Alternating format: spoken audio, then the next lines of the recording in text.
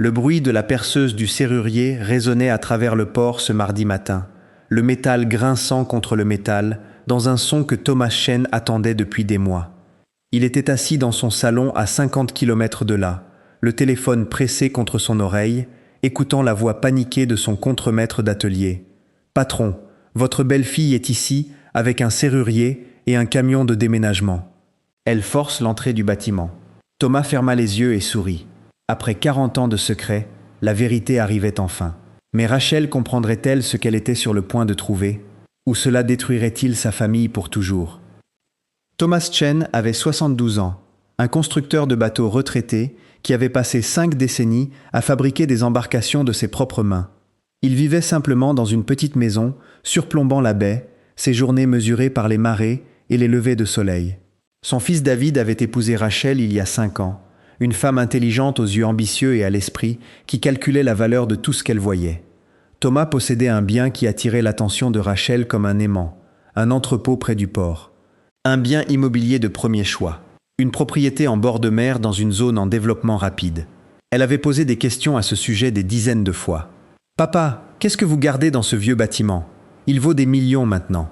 Nous pourrions le vendre, investir l'argent correctement. » Thomas donnait toujours la même réponse. Juste de vieilles pièces de bateau et des souvenirs, rien qui vaille votre temps. Mais Rachel n'était pas satisfaite de réponses vagues. Elle avait commencé à enquêter, passant des appels, posant des questions autour du port. Thomas savait qu'elle cherchait quelque chose de valeur, convaincu qu'il cachait des actifs à la famille. Alors il s'était assuré qu'elle ne trouverait jamais la vérité par des questions seules. Il était resté silencieux, il avait attendu.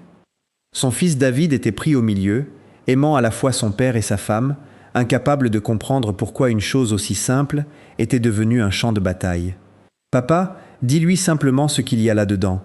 Mets fin à ça. Elle pense que tu caches de l'argent ou des actes de propriété ou quelque chose de valeur. »« Je cache quelque chose de valeur, » avait répondu Thomas calmement, « mais pas ce qu'elle pense. » Maintenant le moment était arrivé. Rachel avait pris les choses en main. Le contremaître de Thomas, Miguel, avait travaillé avec lui pendant 30 ans. Sa voix tremblait au téléphone. « Patron, je lui ai dit qu'elle ne pouvait pas faire ça, que c'est une propriété privée.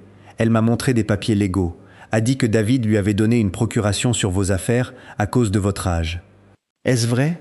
Thomas sentit quelque chose de froid s'installer dans sa poitrine. David avait signé des papiers, sans lui demander? Avez-vous déjà senti le sol bouger sous vos pieds quand quelqu'un en qui vous avez confiance fait un choix que vous n'avez jamais vu venir? Avez-vous déjà réalisé que les personnes les plus proches de vous vous voient différemment de la façon dont vous vous voyez? Laisse-la l'ouvrir, dit Thomas calmement. Ne l'arrête pas, Miguel. Je serai là dans 40 minutes. Il raccrocha et s'assit dans le silence de son salon. Par la fenêtre, il pouvait voir la baie où il avait appris à naviguer enfant, où il avait appris à David à naviguer, où il avait construit son premier bateau avec du bois, de la foi et de la détermination. Cela avait toujours été plus qu'une question d'immobilier. Thomas se souvint du jour où il avait acheté cet entrepôt il y a 43 ans. David avait 5 ans. Linda, la femme de Thomas, venait d'être diagnostiquée avec la maladie qui l'emporterait 8 ans plus tard. L'argent était rare. Le bâtiment était bon marché car il était délabré dans une partie négligée du port que personne ne voulait. « Pourquoi achètes-tu ça ?» avait demandé Linda, inquiète du coup. « Parce que j'ai besoin d'un endroit pour construire quelque chose qui compte », avait répondu Thomas. Ce qu'il construisit là n'était pas des bateaux, pas exactement. Au fil des années, Thomas avait utilisé cet entrepôt comme atelier, oui, mais plus que cela, il était devenu un sanctuaire, un endroit où il apprenait aux enfants défavorisés à travailler de leurs mains, à construire de petits bateaux et à réparer les anciens. Un endroit où les délinquants juvéniles faisaient des travaux d'intérêt général sous sa direction patiente, apprenant que leurs mains pouvaient créer au lieu de détruire. Quand Linda mourut, Thomas avait versé son chagrin dans ce travail. Il avait créé un petit fonds de bourse, aidant discrètement les enfants qui montraient du potentiel, mais n'avaient pas d'argent pour l'université ou une école professionnelle. Il s'était associé aux services sociaux, accueillant des adolescents qui avaient besoin d'un but et d'une direction. Le bâtiment était devenu une cathédrale cachée de seconde chance. Mais Thomas n'en parlait jamais. Il avait appris depuis longtemps que certains actes de bonté perdent leur pureté quand vous cherchez la reconnaissance pour eux. Son travail était entre lui, Dieu et les enfants dont il touchait les vies. Même David ne connaissait pas toute l'étendue de ce que son père avait construit là pendant 4 décennies. Alors que Thomas conduisait vers le port, ses mains stables sur le volant, il se demandait ce que Rachel en ferait. Verrait-elle de la valeur dans les dizaines de lettres de remerciements d'anciens étudiants, dans les photographies d'enfants devenus charpentiers, électriciens, capitaines de bateaux, dans les outils simples et les établis où des adolescents perdus avaient trouvé un but? Ou verrait-elle simplement un bâtiment plein de vieux équipements qui auraient dû être vendus il y a des années? Quand Thomas arriva au port, la Mercedes de Rachel était garée devant l'entrepôt. La porte était ouverte. Le serrurier rangeait ses outils, travail terminé. Un camion de déménagement attendait, sa porte arrière ouverte. Thomas entra. Rachel se tenait au centre de l'atelier, son visage un mélange de confusion et de quelque chose d'autre. De déception? Autour d'elle, l'espace racontait son histoire. Des établis bordaient les murs, des outils pendaient dans un ordre soigneux, des projets de bateaux à moitié finis reposaient sur des tréteaux. Mais c'étaient les murs qui parlaient le plus fort. Couvrant chaque surface disponible se trouvaient des photographies. Des centaines d'entre elles. Des adolescents avec leurs bras autour des bateaux qu'ils avaient construits. De jeunes hommes et femmes en toge de graduation tenant des diplômes. Des photos de mariage où Thomas se tenait comme invité d'honneur. Des photos de bébés envoyées avec des notes de gratitude. Toute une galerie de vies touchées et transformées. Rachel se retourna quand Thomas entra. « Je ne comprends pas. Qu'est-ce que tout ça ?» Miguel se tenait dans un coin, son visage patiné illisible. Il avait été l'un des premiers enfants que Thomas avait aidés, il y a 40 ans. Un jeune de 15 ans en colère se dirigeant vers la prison, redirigé par un vieux constructeur de bateaux patient qui voyait le potentiel au lieu des problèmes. « Ceci, dit Thomas doucement, est ce que j'ai construit pendant 4 décennies. » La voix de Rachel était aiguë. « Je pensais que tu cachais des actifs. David a dit que tu pourrais souffrir de déclin cognitif, que tu pourrais avoir des propriétés ou des investissements que tu avais oubliés. La famille était inquiète. »« La famille ?» répéta Thomas. « Ou juste toi ?» Elle rougit. « Ce bâtiment vaut 3 millions de dollars. Et tu l'as utilisé comme… quoi? Une œuvre de charité? Sais-tu combien d'argent tu as gaspillé ?»« Gaspillé. » Le mot flotta dans l'air. Thomas marcha vers le mur et toucha une photographie. Un jeune homme en uniforme de la marine. Marcus est venu me voir à 16 ans après sa 3e arrestation. Je lui ai appris à construire un canot. Il est lieutenant maintenant, sert sur un destroyer. M'envoie des cartes de Noël avec des photos de ses enfants.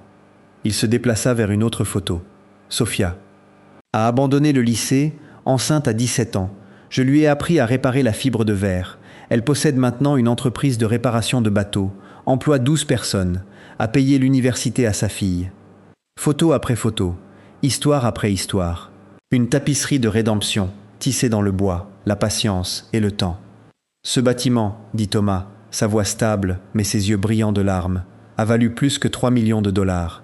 Il a valu une valeur incommensurable. On ne peut pas mettre un prix sur une vie changée. On ne peut pas calculer le retour sur investissement quand un enfant qui se dirigeait vers la prison devient un père, un propriétaire d'entreprise, une personne qui contribue au lieu de détruire. Rachel le fixait. « Mais tu n'as jamais dit à personne. David ne sait rien de tout ça. » David sait que son père construit des bateaux. C'est suffisant. Je n'ai pas fait ça pour la reconnaissance. Je l'ai fait parce que quand Linda était mourante, elle m'a fait promettre quelque chose. Elle a dit « Thomas, ne laisse pas le chagrin te rendre petit. Ne laisse pas la perte fermer ton cœur. Construis quelque chose qui te survit. » Il fit un geste autour de l'atelier. Ceci me survit. Chaque personne qui a franchi cette porte et a trouvé l'espoir au lieu du jugement, c'est mon héritage. Pas le bâtiment. Pas la valeur de la propriété. Les gens. Rachel s'affaissa sur un établi, sa composition soignée se fissurant. Je pensais que tu étais un vieil homme stupide assis sur une fortune. Je pensais que David devait te protéger de toi-même. Tu pensais que la valeur ne vient qu'en dollars, termina Thomas doucement. Et je comprends ça. Le monde nous apprend à mesurer la valeur en chiffres, mais certaines choses ne peuvent pas être comptées, seulement pesées dans le cœur. Miguel parla pour la première fois, sa voix rauque d'émotion. « Patron, tu veux que je la renvoie ?» Thomas secoua la tête. « Non, Rachel, viens ici, je veux te montrer quelque chose. » Il la conduisit à un classeur et ouvrit un tiroir. À l'intérieur se trouvaient des dossiers, chacun étiqueté avec un nom. Ce sont les enfants, plus de 400 d'entre eux sur 40 ans. Certains ont réussi, d'autres non. Mais chacun a eu une chance qu'il n'aurait pas eue autrement. Il sortit un dossier au hasard. À l'intérieur se trouvaient des lettres, des photographies, une coupure de journal sur une jeune femme qui avait lancé une organisation à but non lucratif aidant les jeunes à risque. C'est ce que 3 millions de dollars ont acheté. C'est le retour sur investissement. Les mains de Rachel tremblaient alors qu'elle regardait le dossier. Pourquoi n'as-tu pas dit à David? Pourquoi tout ce secret? Parce que dès que tu parles de charité, ça devient à propos de toi. Dès que tu cherches du crédit, tu perds la pureté de l'acte. Je voulais que ce soit à propos d'eux, pas à propos de moi, étant une bonne personne. En plus, Thomas sourit tristement.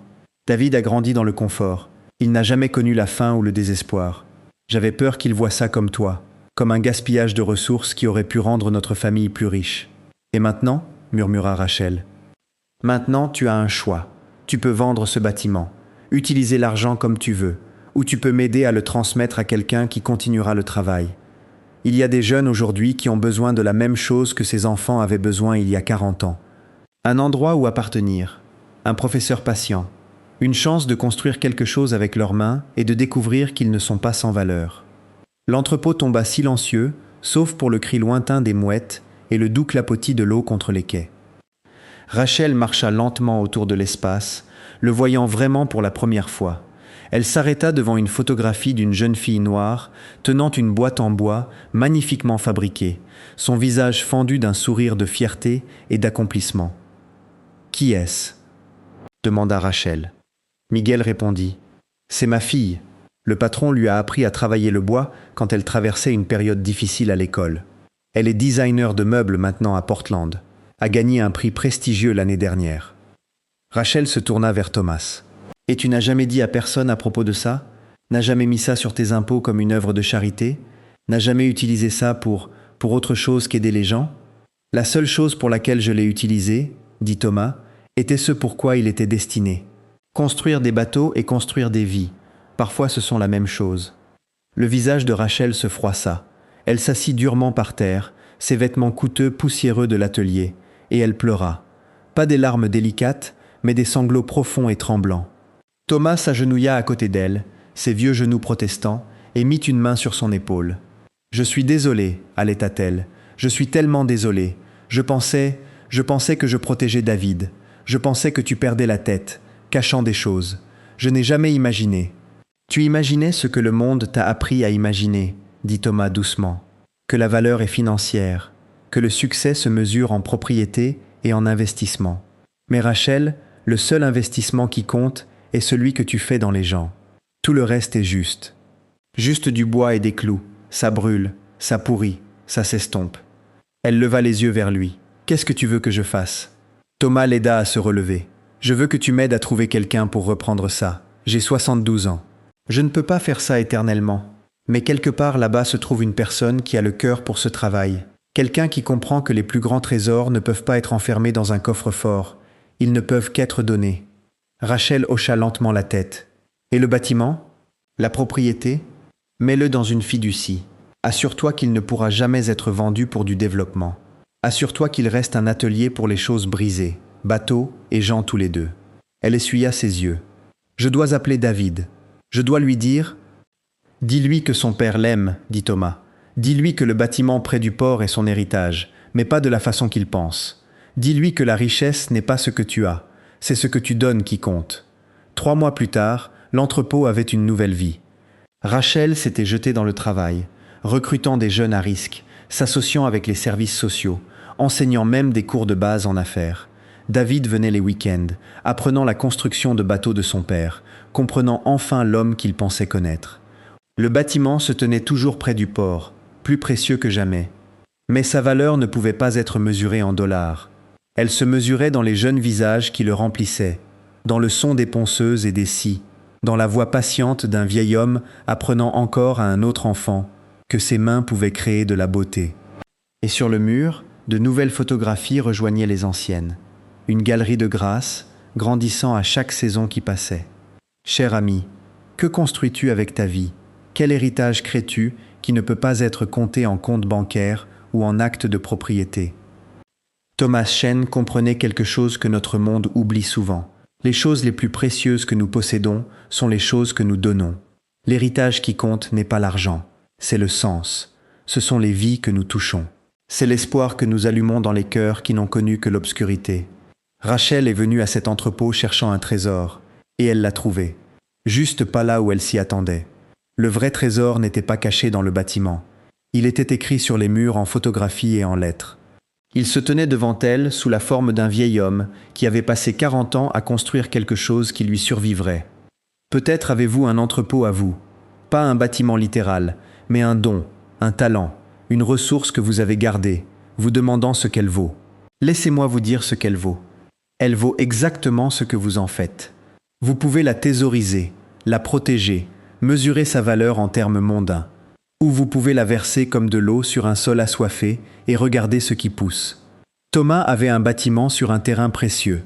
Mais sa valeur n'était pas dans le terrain. Elle était dans ce que le terrain contenait. Un espace où les choses brisées étaient rendues entières, où les enfants perdus trouvaient une direction, où la fidélité silencieuse d'un homme créait des ondulations qui touchaient des centaines de vies. C'est le genre de richesse qui compte. C'est l'héritage qui vaut la peine d'être laissé. Pas ce que vous avez accumulé, mais ce que vous avez donné. Pas ce que vous avez protégé, mais ce que vous avez partagé. Votre vie est un bâtiment près du port. La question est, que construisez-vous à l'intérieur? Quand quelqu'un ouvrira finalement la porte et regardera ce que vous avez construit, trouveront-ils un trésor qui vaut plus que l'argent? Trouveront-ils des vies changées et des cœurs guéris et de l'espoir planté dans des endroits sombres? Construisez quelque chose qui compte. Construisez quelque chose qui dure. Construisez quelque chose qui compte, dans la monnaie du ciel, pas de la terre. Et quand les gens demandent ce que vous cachez dans ce bâtiment près du port, souriez et dites-leur la vérité. Je cache quelque chose de précieux, mais pas ce qu'ils pensent.